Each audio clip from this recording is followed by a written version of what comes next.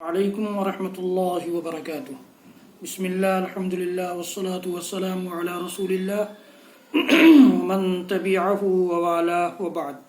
محترم ناظرین و سامعین، اسلامی بھائیوں، دوستوں، عزیزوں، ماؤں اور بہنوں، ریاض الصالحین سیریز کے اس ویڈیو میں آپ سب کا خیر مقدم ہے۔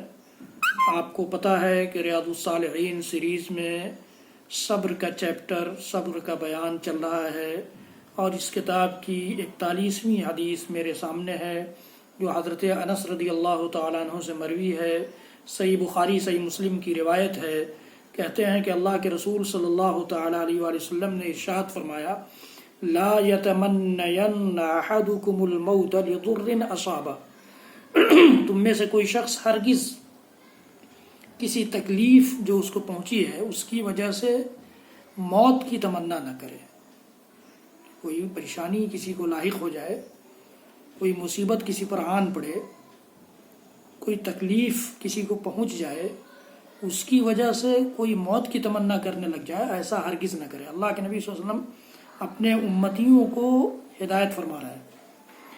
فَإِن كَانَ لَا بُدَّ فَاعِلًا، اگر وہ بہت زیادہ زندگی سے اکتا گیا ہے، بہت زیادہ پریشان ہو گیا ہے، تو وہ زیادہ سے زیادہ یہ کہہ سکتا ہے، اللہم احیینی ما کانت الحیات خیرا لی وتوفنی اذا کانت الوفات خیرا لی، کہ اللہ مجھے زندہ رکھ جب تک میرے لیے زندگی بہتر ہے، اور مجھے وفات دے دے جب میرے لیے وفات بہتر ہو جائے۔ اللہ تعالی ہماری بہتری کو جانتا ہے، زندہ رہنا ہمارا بہتر ہے کہ مر جانا بہتر ہے، اللہ کو معلوم ہے۔ تو ہم اپنے مرنے کی تمنا اور آرزو نہیں کر سکتے، اللہ کے حوالے کر سکتے ہیں کہ اللہ تعالی ہمارے لیے جو بہتر ہو اس کا فیصلہ کر دے۔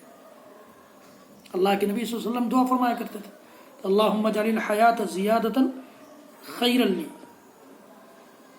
اللہ کے نبی صلی اللہ علیہ وسلم کی دعاؤں میں سے یہ دعا تھی کہ اللہم اصلح لنا دیننا الذی هو عصمت امرنا واصلح لنا دنیانا التي فیها معاشنا واصلح لنا آخرتنا التي فیها معادنا واجعل الحیات زیادۃ لنا فی کل خیر واجعل الحیات زیادۃ لنا فی کل خیر والموت راحۃ لنا من کل شر۔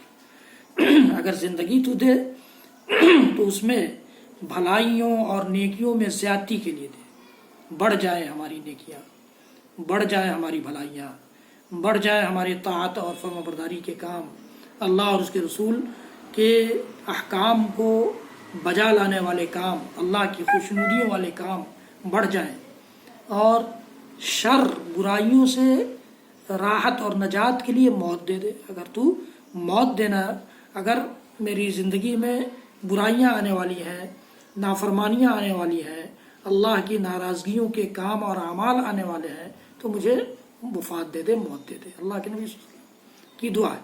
تو ہم زیادہ سے زیادہ یہ کہہ سکتے ہیں کہ اللہ میرے لیے جب تک زندگی بہتر ہے زندہ رکھ، اور وفات بہتر ہو جائے تو وفات دے دے۔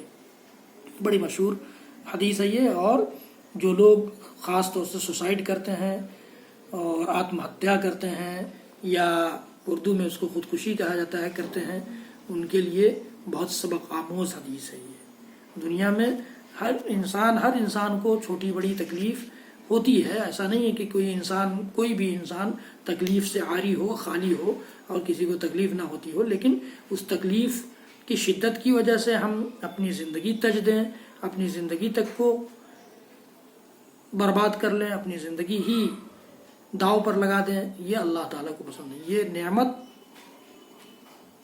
اللہ تعالیٰ کی دی ہوئی نعمت ہے زندگی، اس کو بچا کر رکھنا، اس کو حفاظت میں رکھنا، اس کی حفاظت کرنا، اس کی دیکھ ریکھ کرنا، نگرانی کرنا، اس میں بیماری ہو تو اس کا علاج کرنا، یہ سب ہماری ذمہ داری ہے۔ ہم اس کو خود سے چاہیں تو ختم نہیں کر سکتے، اس لیے کہ دینے والی ذات اللہ کی ہے۔